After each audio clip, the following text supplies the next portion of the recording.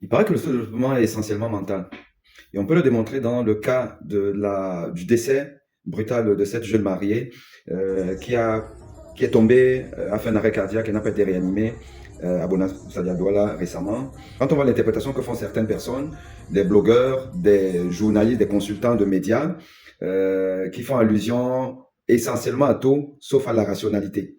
Et vous allez suivre aussi, ici, là, le témoignage d'un médecin, d'un cardiologue, d'un professeur de médecine de Tunisie, donc une Tunisienne, qui, lors d'un webinar dédié à cette thématique de l'arrêt cardiaque, nous a expliqué la perception des Tunisiens sur l'arrêt cardiaque. Donc, nous allons écouter ces trois séquences, un blogueur, un média et ses journalistes consultants et une experte médecin sur l'arrêt cardiaque de Tunisie. Et nous tirerons nous-mêmes les conclusions de ce qu'on ne fait pas bien en Afrique au Cameroun, qu'on ne fait pas bien dans l'éducation des populations pour une prise en charge moderne des maladies modernes qui s'expliquent toutes. Regardez un peu attentivement cette image, les gars. Regardez bien la mariée là, la dame qui s'avance là.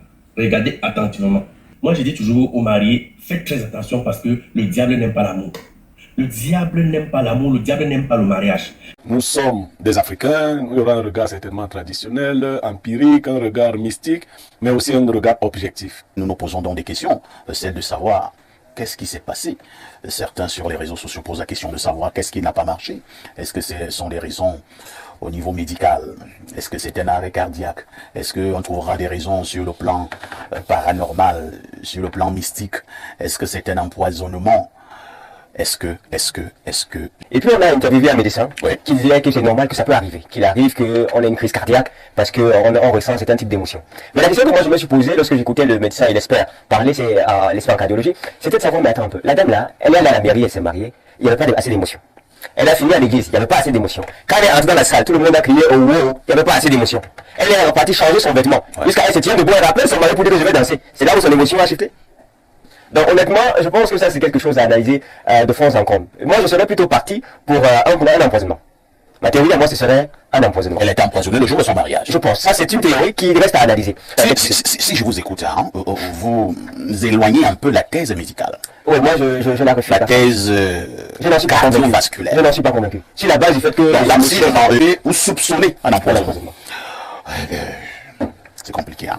Quelle est la lecture que nous pouvons poser sur les soupçons que nous avons? Est-ce du mysticisme? Est-ce un problème de santé? Est-ce un empoisonnement?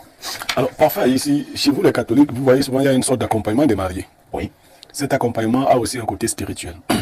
Nous vivons en Afrique et chez nous, les grands événements sont souvent entachés de certaines choses. Ah bon? Oui. La naissance d'un enfant. Vous savez comment mène une grossesse? Toutes les grossesses ne sont pas simples. Il y a des familles compliquées. Dès que vous annoncez aux gens que votre femme est enceinte, les dangers commencent. Il y a même des grossesses qui disparaissent. La femme est enceinte, on dit qu'on ne voit plus la grossesse. Donc, il y a beaucoup de choses. Je parle d'un fait comme celui-là.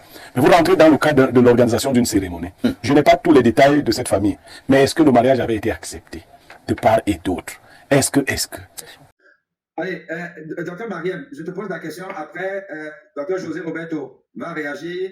Et puis, docteur Dembélé qui est là. Et puis, docteur Silleux.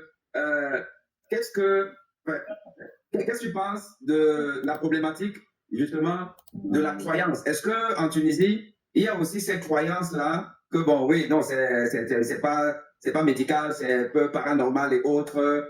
Culturellement, comment est-ce que ça se passe là-bas chez vous? Et en plus, de manière générale, tu commentes la vidéo et les mécanismes d'arythmie. Franchement, heureusement pour nous, la majorité, en fait, on n'a pas vraiment ces croyances-là. Donc, la majorité des gens croient en la science. Donc, il reste quand même, je pense, une minorité des sujets âgés, probablement dans des milieux ruraux, mais sinon, la majorité n'y croit pas. Quoi. Super. Fort heureusement. Ouais.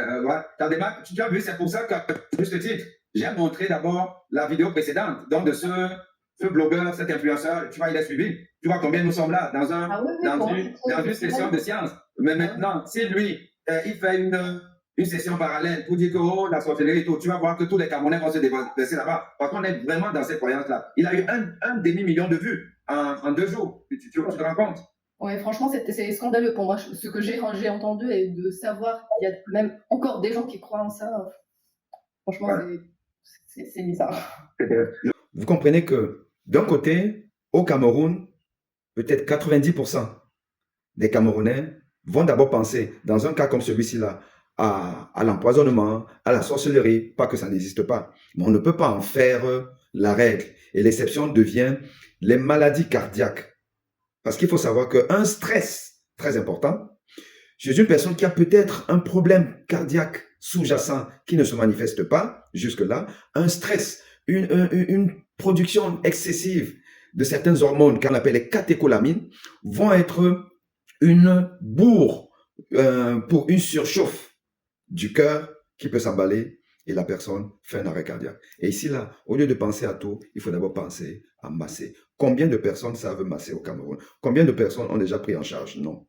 Et je vous dis que chez les Tunisiens, le registre tunisien a démontré que 36% des arrêts surviennent à domicile.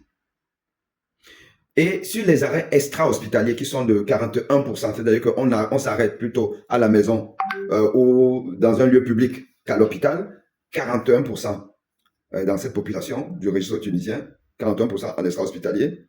Sur les 41%, il y a 17% qui ont été pris en charge par des structures spécialisées, soit le SAMU tunisien, soit la protection civile. Donc une prise en charge qui est quand même assez professionnelle. 17%. Au Cameroun, c'est 0%. Combien de personnes ont déjà pu réanimer un arrêt cardiaque au Cameroun? Notre étude avait démontré 0%. 0% au Cameroun. Donc 0% de personnes récupérées après un arrêt cardiaque. Et on l'a vu avec le pilote de Cameco dans un centre commercial à Douala où même les vigiles ne connaissaient pas les gestes de secours. Dans ce mariage, on a vu personne ne connaît les gestes de secours. Mais on pense d'abord à la sorcellerie, à l'empoisonnement. Et vous voyez, un blogueur, il fait 1 demi-million de vues en 2 jours pour avoir expliqué une bêtise. Est-ce qu'il était là? Est-ce qu'il a vu le fameux empoisonneur? Comment on peut être dans une telle défaillance morale, mentale, psychique? C'est quel peuple ça?